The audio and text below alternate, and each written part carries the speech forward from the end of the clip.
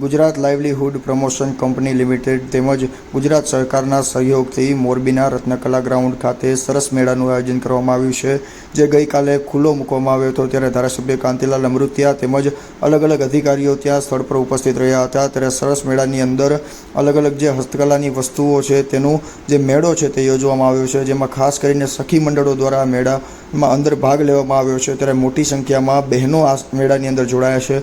ત્યારે મોરબી જિલ્લાવાસીઓને અલગ અલગ કલાકૃતિઓની સામગ્રીઓ મળી રહે તે હેતુસર તેમજ જે ગુજરાતનો જે વારસો છે તેને જાળવી રાખવા માટે આ મેળાનું આયોજન કરવામાં આવ્યું છે।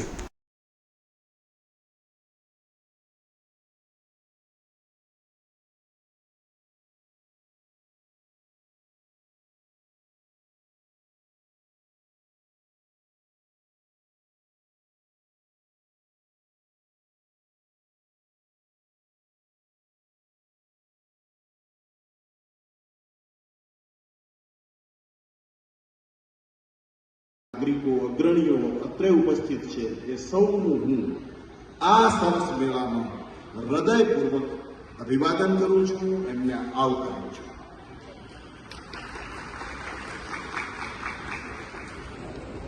મિત્રો, ભાઈઓ, બહેનો, આપણે બધા સદનસીબ છીએ કે વર્ષો સુધી જેણે ગુજરાતના વિકાસ માટે ગુજરાતના વિકાસ પુરુષ બનીને ગુજરાતનું મુખ્યમંત્રી પદ શોભાવ્યું,